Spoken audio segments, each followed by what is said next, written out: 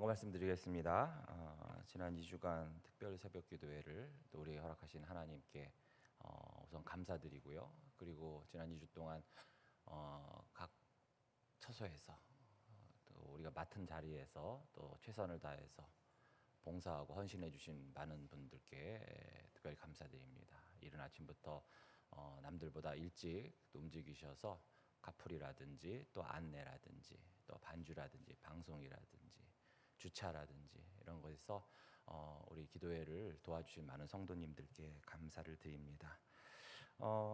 오늘 이제 이따 기도 마치시고 내려가실 때 우리가 양쪽 계단으로 내려가잖아요. 바로 그렇게 쭉 지하나 뭐 대구로 가지 마시고 초등부실로 이렇게 들렸다가 초등부실 앞으로 들렸다 가주시기 바랍니다. 거기서 우리 여러분들께 동판과 또 선물이 또 하나가 있어요. 그래서 이영숙 권사님께서 그동안 2주 동안 잘 지켜주시고 또 은혜 주신 하나님 감사합니다. 그러면서 이제 성도들을 섬기시겠다고 해서 떡을 이렇게 준비하셨습니다. 그래서 나가실 때 동판하고 떡을 꼭 이제 받아가셨으면 좋겠습니다. 그럼 온라인으로 참석한 사람들은 어떻게 하는가? 주일날 오셔서 동판을 받아가시면 되고, 그럼 떡은 어떻게 하는가? 지금 눈으로 드세요. 네, 눈으로 드시면 되겠습니다. 주일날까지 이게 말라 비틀어져서 안 돼. 그러니까 지금 눈으로 드시기 바랍니다. 그래서 이 개근하신 분들 다 이제 제가 일일이 다 드리고 싶지만 그게 안 돼서 우리 대표로 우리 김재돈 집사님하고 나와주세요. 고순여 권사님 이렇게 두 분께 우리 대표로 드리도록 하겠습니다. 네.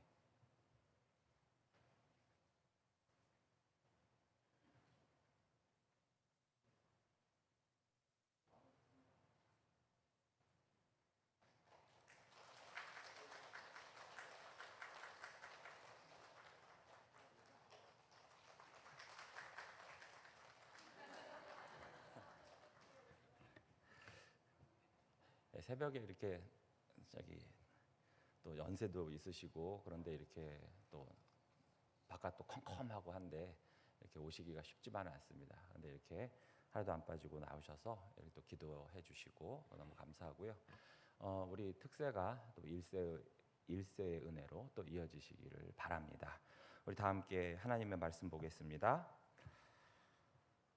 요한일서 1장 9절, 요한복음 11장 25절, 그리고 요한계시록 21장 1절에서 4절입니다.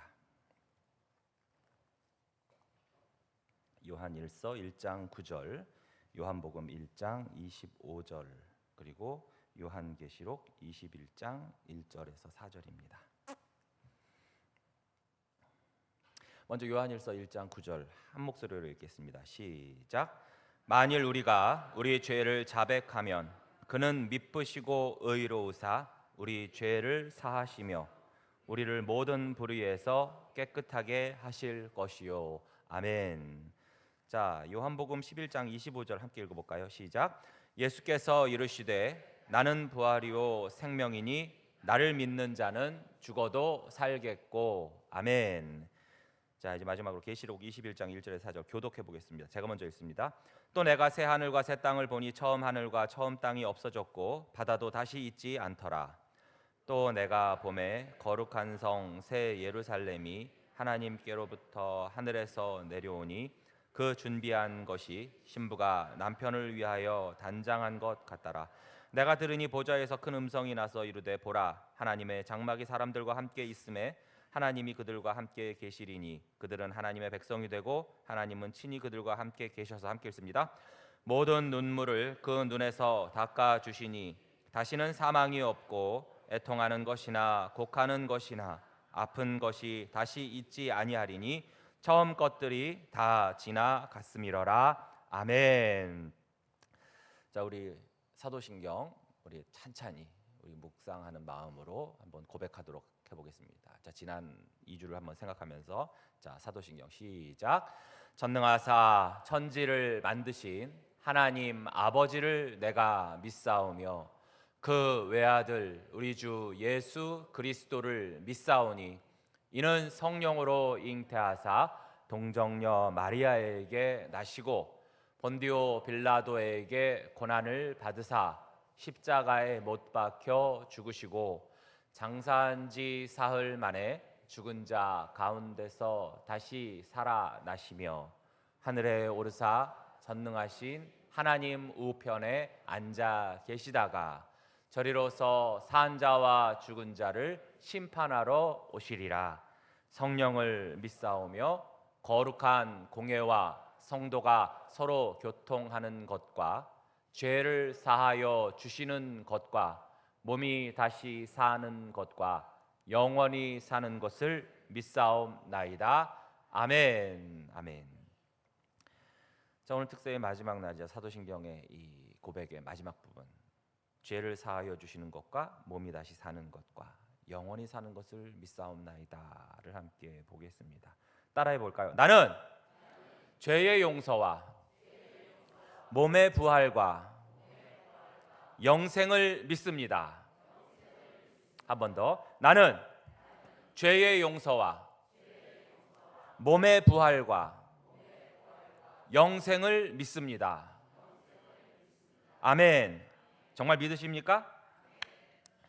자, 여러분은 어떤 안 좋은 일 또는 불행이 닥쳤을 때 과거에도 뭐 그런 말을 해보신 적도 있었을지 모르고 주변에서 이런 얘기를 들어봤을 수도 있어요. 내가 뭔 죄가 있다고, 또는 내가 전생에 뭔 죄를 그렇게 크게 저질렀다고, 이런 말 들어보셨어요? 안 들어보셨어요? 들어봤죠? 이런 말을 해보셨어요? 안 해보셨어요?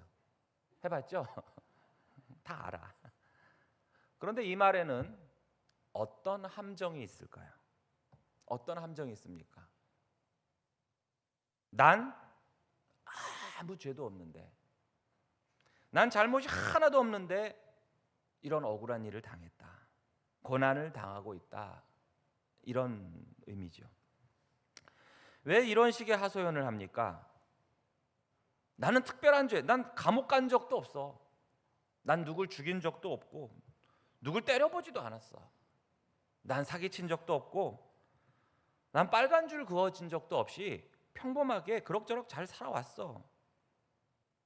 그렇게 내가 죄가 없는데 내가 왜 이런 일을 당하지? 사람 죽이고 사기치고 음주운전하고 거짓말하고 받고 부정입시하고 오히려 그런 놈들은 잘 먹고 잘 사는데 난 왜 이러나? 난 아무 죄가 없는데, 이런 생각이 이제 깔려 있죠. 물론 그 답답한 마음은 충분히 이해가 가지만 난 전혀 죄가 없다, 나는 전혀 죄인이 아니다 라고 말할 수 있는 사람은 아무도 없습니다. 소요리 문답에서 죄에 대해서 이렇게 말합니다. 죄란 하나님의 법을 어기거나 혹은 온전히 순종하지 못하는 것이다 라고 해요. 우선 여기서 법은 세상의 형법, 세상의 규칙을 말하는 게 아닙니다. 뭐라고 했습니까? 하나님의 법이라고 했어요. 세상의 법은 당연히 하나님의 법 아래에 있죠. 그렇기 때문에 세상의 법은 어떻게 지켰을지 몰라도 그 최고의 법, 최상위의 법인 하나님의 법을 어긴다면 다 뭐예요? 죄인 거예요. 세상에서도 그 세상법의 최상위가 뭡니까? 제일 꼭대기에 뭐가 있습니까? 헌법이 있죠. 그래서 각 개별법이 그 자체로는 합법이라 할지라도 이게 헌법에 위배가 되면 어떻게 됩니까? 무효가 돼요. 그래서 헌법 소원이라는 제도가 있는 거예요. 그런데 이 헌법보다도 더 크고 더 소중하고 오래되고 절대적인 법이 바로 하나님의 법이요 말씀인데, 그것을 어기는 것 곧 죄입니다. 그 다음에 또 뭐라고 했습니까? 온전히 순종하지 못하는 것이라고 했어요. 하나님의 법을 어기는 것 당연히 죄죠. 그런데 순종, 이것은 하나님의 법을 지키는 것, 즉 하지 말라는 것을 하지 않는 것뿐 아니라 해야 할 일, 명하신 일을 꼭 해야 하는 것 또한 뭡니까? 그게 순종이에요. 그래서 일부는 지켰는데 일부는 어겼다. 그래서 일부라도 지켰으니 순종했으니 이건 죄가 아니지라고 말할 수가 없다는 것입니다. 내가 음주운전을 하지 말라고 해서 음주운전을 안 했어. 그런데 음주운전을 했어. 내가 음주운전을 하지 말아야 되는데 음주운전을 했어. 그렇지만 나는 신호 위반은 안 했으니까 죄가 없지 않아요 라고 말하는 것과 같습니다. 즉 하나님의 법을, 하나님의 말씀을 온전히 100% 순종하지 못하는 것 또한 죄라는 거예요. 세상에선 사람을 죽이면 당연히 죄라고 하지요. 하나님의 법에서도 마찬가지입니다. 그건 죄예요. 십계명에서도 살인하지 말라고 하셨잖아요. 그런데 내 이웃을 내 몸과 같이 사랑하라. 세상에선 사랑하지 않고 섬기지 않는다고 해서 죄라고 하지 않을 뿐더러 처벌하지도 않습니다. 그러나 하나님의 법 앞에서는 어떻게 됩니까? 순종하지 않았기 때문에 그건 죄예요.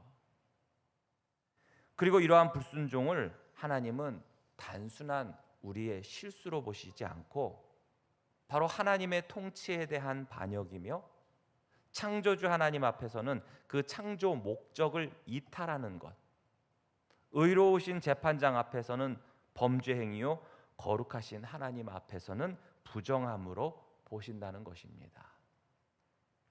그러면 과연 하나님 앞에서 죄 없는 자, 의로운 자, 의인이 있을까요? 없을까요? 없습니다. 마음으로 생각으로 지은 반역, 범죄, 부정함 다 죄임에도 여기서 난 죄인이 아니야, 난 죄 지은 적이 없어 라고 할 수 있는 사람이 어디 있겠습니까? 로마서 3장 10절 말씀대로 기록된 바 의인은 없나니 하나도 없다고 했어요. 앞서 말씀드렸다시피 죄는 겉으로 드러나는 눈에 보이는 행위뿐 아니라 마음의 동기, 그 욕망 속에도 역사를 하지요. 그 예가 마태복음 5장 28절에 나와요. 나는 너희에게 이르노니 음욕을 품고 여자를 보는 자마다 마음에 이미, 여기서 중요한 것은 이미입니다. 이미 간음하였느니라. 겉으로는, 육체적으로는, 직접적으로는 간음 행위를 행하지 않았다 할지라도 음욕을 품는 것 자체가 간음죄라는 것입니다. 그렇기에 이사야 64장 6절 말씀대로 무릇 우리는 다 부정한 자 같아서 우리의 의는 다 더러운 옷 같으며 우리는 다 잎사귀같이 시들므로 우리의 죄악이 바람같이 우리를 몰아가나이다 라고 말했던 겁니다. 즉 그 누구도 스스로를 의롭다, 죄 없다 주장할 수가 없는 것입니다. 그리고 근본적으로 우리는 아담의 후손으로서 원죄를 다 가지고 있어요.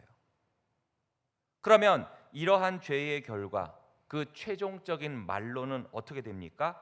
로마서 5장 12절에 보시면 그러므로 한 사람으로 말미암아 죄가 세상에 들어오고 죄로 말미암아 사망이 들어왔나니 이와 같이 모든 사람이 죄를 지었으므로 사망이 모든 사람에게 이르렀느니라.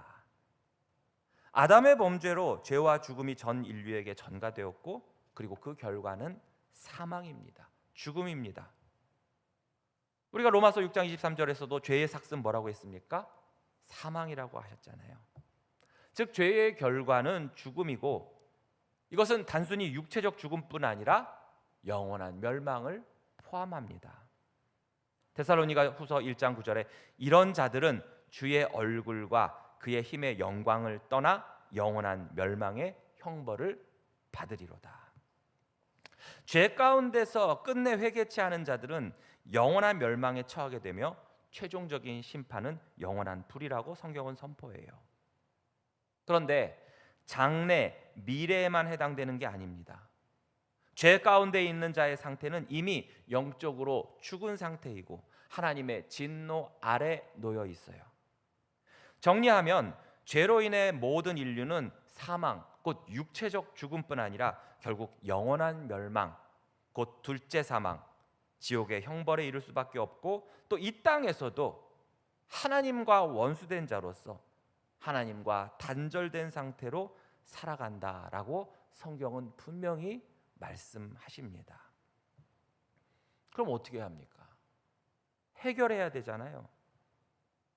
해결해야 돼요. 그런데 내가 착하게 살고 참선하고 공덕을 쌓고 그러면 이 죄 문제가 해결이 됩니까? 우리는 그럴 능력도 없고 자격도 없어요. 방법이 없네. 그럼 너무나 절망적이죠. 그러나 성경은 절망으로 끝나지가 않습니다. 하나님의 은혜가 임합니다. 시편 130편 3절에서 4절은 이렇게 고백해요. 여호와여, 주께서 죄악을 지켜보실진대 주여 누가 서리이까? 그러나 사유하심이 주께 있음은 주를 경외하게 하심이니이다. 아멘. 그러나라고 하면서 이어서 복음으로의 전환이 일어나고 있는 것입니다. 그러나 사유하심이 주께 있다. 여기서 이 사유라는 것은 우리가 흔히 사유한다 할 때, 즉 생각하고 궁리한다, 사유한다 그런 뜻이 아니라 여기서 보면 한자로 보시면 저렇게 돼 있어요. 네, 사유. 좀 어려운 단어인데 죄를 용서해 준다라는 뜻입니다. 죄를 용서해 준다. 그러니까 이 말씀은 뭡니까? 쉽게 말해서 죄인이 감히 어떻게 하나님 앞에 서겠습니까? 그러나 그 죄를 용서하심이, 사유하심이 누구에게 있다? 주께 있다라고 시인은 고백하는 것입니다. 그러나 하면서 바울은 이 그러나를 이렇게도 표현했습니다. 그러므로 이제 그리스도 예수 안에는 결코 뭐가 없다? 정죄함이 없나니. 우리 하나님은 거룩하신 그 공의의 하나님이심과 동시에 사랑의 하나님이십니다. 그 사랑이 바로 십자가에서 극명하게 드러났던 거예요. 이사야 53장 5절 6절에 그가 찔림은 우리의 허물 때문이요 그가 상함은 우리의 죄악 때문이라. 그가 징계를 받음으로 우리는 평화를 누리고 그가 채찍에 맞음으로 우리는 나음을 받았도다. 우리는 다 양 같아서 그릇 행하여 각기 제 길로 갔거늘 여호와께서는 우리 모두의 죄악을 그에게 담당시키셨도다. 그가 누굽니까? 예수 그리스도에게 다 담당시키셨다는 거예요. 로마서 5장 8절에 우리가 아직 죄인 되었을 때 그리스도께서 우리를 위하여 죽으심으로 하나님께서 우리에 대한 자기의 사랑을 확증하셨다고 했습니다.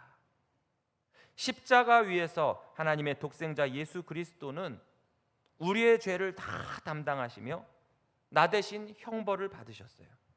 그래서 그를 믿는 자는 죄사함과 의롭다 하심을 동시에 받게 된 것입니다. 죄 용서는 단순한 과거의 어떤 기록의 삭제가 아닙니다. 마치 전과 기록 사라지듯이 그렇게 사라지는 게 아니에요. 거기서 머무는 것이 아니라 더 나아가 하나님 앞에서 의인으로 인정받는 지위를 얻게 되는 것입니다. 고린도후서 5장 21절에 하나님이 죄를 알지도 못하신 그 예수 그리스도를 우리를 대신하여 죄로 삼으신 것은 그 이유는 뭐냐? 우리로 하여금 그 안에서 그리스도 안에서 하나님의 의가 되게 하려 하심이라. 아멘. 그래서 마틴 루터는 이렇게 고백했어요. 주 예수님, 주님은 나의 의이시며 나는 주님의 죄입니다. 주님이 나의 죄를 담당하시고 나는 주님의 의를 입었습니다 라고 고백을 해요. 이것이 바로 칭의 곧 의롭다 하심인 것입니다.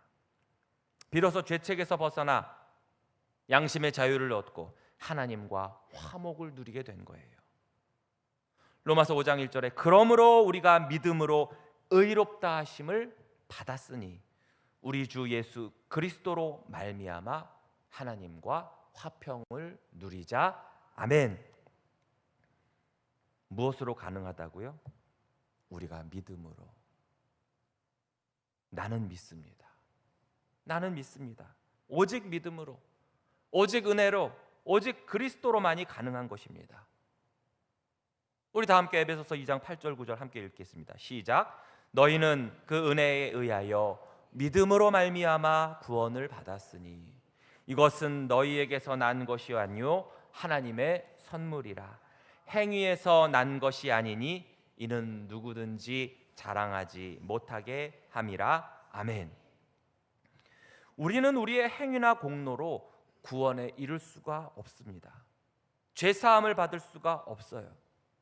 사람이 만들어낸 연옥, 사람이 주체가 된 선행, 인간적인 공로로는 아무런 효력이 없습니다. 오직 그리스도의 십자가 공로와 부활만이 죄 사함과 의의 근거인 것입니다. 그러나 오늘날에도 많은 사람들이 예수님이 만났던 그 유대인들처럼 자기 의를 내세우려고 합니다. 로마서 10장 3절에 하나님의 의를 모르고 자기 의를 세우려고 힘쓴대요. 다른 데 힘쓰는 게 아니라 자기 의를 세우려고 힘써 하나님의 의에 복종하지 아니하였느니라 라고 말합니다. 종교적 행위, 선행, 도덕적 업적에 의지하려고 하지만 그것은 하나님 앞에서 인정받을 수가 없습니다. 우리의 소망은 오직 예수 그리스도 그분의 십자가입니다. 그렇지 않았다면 예수님께서 그 십자가에서 죽으실 이유가 없는 것입니다. 사도신경에서 나는 죄를 용서받는 것을 믿습니다라고 고백하는 이유는 바로 예수 그리스도를 믿음으로 말미암는 죄사함의 확신이 없이는 우리의 구원도 우리의 평안도 우리의 소망도 없기 때문입니다. 죄사함은 지금 여기서 믿는 자에게 주어지시는 하나님의 은혜입니다. 죄사함은 영원한 생명과 부활을 보장하는 기초입니다. 죄사함은 하나님을 예배할 수 있는 자유의 회복인 것입니다.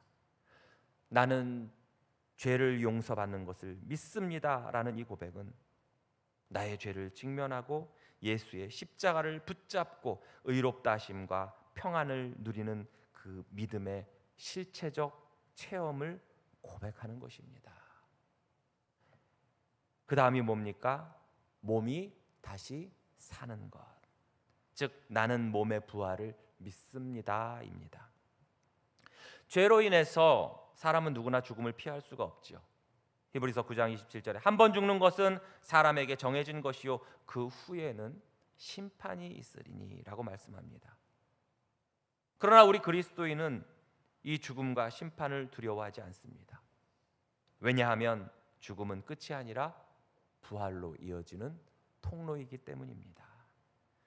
요한복음 11장 25절에서 26절 말씀에 예수께서 이르시되 나는 부활이요 생명이니 나를 믿는 자는 죽어도 살겠고 무릇 살아서 나를 믿는 자는 영원히 죽지 아니하리니 이것을 내가 믿느냐? 주님이 물어보시잖아요. 내가 믿느냐? 아멘. 고린도전서 15장 20절에도 그러나 이제 그리스도께서 죽은 자 가운데서 다시 살아나사 잠자는 자들의 첫 열매가 되셨도다. 아멘. 즉 예수님의 부활은 예수님 한 분에게만 해당되는 것이 아니라 성도의 부활에 대한 우리 모두에 대한 부활의 보증이 되신다는 것입니다. 성경은 영혼 불멸뿐 아니라 몸의 부활을 강조해요. 당시 헬라 철학의 중심이 이원론에 따라서 영혼만을 강조했던 저들의 사상과는 전혀 다릅니다. 하나님은 우리의 영혼뿐 아니라 우리의 몸까지도 구속하시기 때문입니다. 빌립보서 3장 21절에 보시면 그는 만물을 자기에게 복종하게 하실 수 있는 자의 역사로 우리의 낮은 몸을, 이 낮다는 게 뭐예요? 비천하고 더럽고 추한 몸이지만 우리의 이 낮은 몸까지도, 영혼은 물론요, 이 낮은 몸까지도 자기 영광의 몸의 형체와 같이 어떻게 해요? 변하게 하시리라. 고린도전서 15장 41절에서 44절까지 볼까요? 죽은 자의 부활도 그와 같으니 썩을 것으로 심고 썩지 아니할 것으로 다시 살아나며, 욕된 것으로 심고 영광스러운 것으로 다시 살아나며, 약한 것으로 심고 강한 것으로 다시 살아나며, 육의 몸으로 심고 신령한 몸으로 다시 살아나나니 육의 몸이 있은즉 또 영의 몸도 있느니라. 아멘. 분명히 육의 몸을 인정하고 있지요. 그런데 과거에, 지금 우리가 가지는 육의 몸은 뭐라고 했습니까? 그것은 썩을 것이고 욕된 것이고 약한 것이지만, 그러나 주께서 우리를 부활시키심으로 우리의 몸이 어떻게 된다는 거예요? 썩지 아니하고 영광스럽고 강한 것으로 다시 살아난다는 것입니다. 이처럼 몸의 부활은 지금의 몸과 연속성을 가지지만 어떻습니까? 영광스러운 몸으로 변화된다는 거예요. 데살로니가전서 4장 16절에서 17절에 보시면 주께서 호령과 천사장의 소리와 하나님의 나팔 소리로 친히 하늘로부터 강림하시리니 그리스도 안에서 죽은 자들이 먼저 일어나고 그 후에 우리 살아남은 자들도 그들과 함께 구름 속으로 끌어올려 공중에서 주를 영접하게 하시리니 그리하여 우리가 항상 주와 함께 있으리라. 아멘. 여러분, 이 소망은 죽음 앞에서 울고 있는 성도들에게 큰 위로가 됩니다. 우리가 장례식장에서 눈물을 흘릴 수 있죠. 흘려야만 합니다. 그러나 그 눈물이 예수 그리스도를 모르는 자들처럼 절망의 눈물이 아니라 어떤 눈물입니까? 소망의 눈물인 것입니다. 마지막으로 영원히 사는 것을 믿사옵나이다. 즉 나는 영생을 믿습니다라고 고백해요. 영생, 영원한 생명, 영원히 사는 것, 이 말은 단순히 끝없는 시간을 의미하는 것이 아닙니다. 아무것도 안 하고 그냥 끝없는 시간, 그럼 얼마나 지루하겠습니까? 그러나 영생은 전능하시고 모든 것이 완전하시며 모든 기쁨이 완벽하게 충만하신 하나님과의 관계에서 모든 것을 누리는 생명, 그리고 그 삶이 바로 영생인 것입니다. 그런데 그 길이 어디에 있습니까?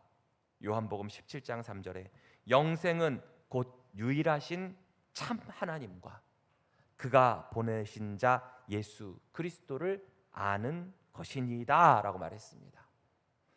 믿는 것과 아는 것이 하나가 되어야 온전한 사람이라고 바울이 말했죠. 즉 참 하나님과 예수 그리스도를 알고 믿는 것이 바로 영생의 유일한 길이요 구원의 길입니다. 영생은 여기서부터 시작되는 거예요. 믿는 자는 이미 하나님의 생명을 소유하고 있으며 완성은 주님 다시 오실 때 이루어집니다. 또한 성경은 영생을 새 하늘과 새 땅으로도 묘사해요. 거기에는 눈물이 없고 사망과 고통이 없고 하나님의 임재만이 충만한 곳입니다. 그래서 사도 바울은 그 새 하늘과 새 땅을 믿음의 눈으로 바라보면서 소망하면서 뭐라고 했습니까? 현재 지금의 고난은 장차 우리에게 나타날 영광과 비교할 수 없도다라고 고백했던 것입니다. 이러한 영생을 주시기 위해 예수님은 분명히 산자와 죽은 자를 심판하러 오신다고 했습니다. 이로 인해서 믿는 자는 영생에 들어가는 심판을, 믿지 않는 자는 영벌에 들어가는 심판을 받지요. 마태복음 25장 46절에 그들은 영벌에, 의인들은 영생에 들어가리라 하시니라. 그러므로 영생은 단순한 미래의 위로가 아니라 지금 우리의 삶을 더욱 거룩하게 세우는 동력이 됩니다. 동기부여가 돼요. 현재의 삶을 더욱 거룩하게 정결하게 하나님을 사랑할 수 있도록 만드십니다.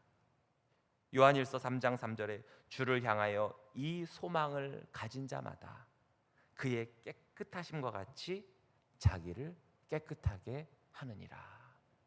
그 소망을 바라보는 자는 거룩하게 산다는 것입니다.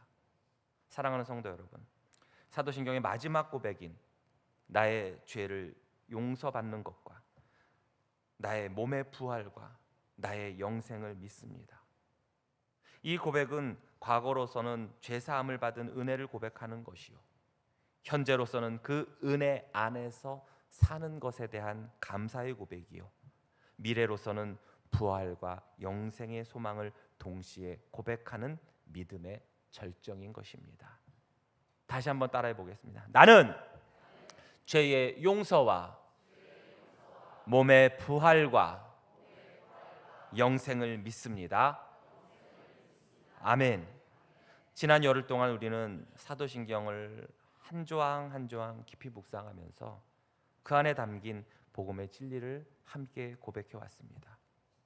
우리 각자가 나는 믿습니다라고 고백할 때 그것은 단순한 어떤 지식적인 동의가 아니라 우리의 삶 전체를 하나님께 드리는 믿음의 결단인 것입니다.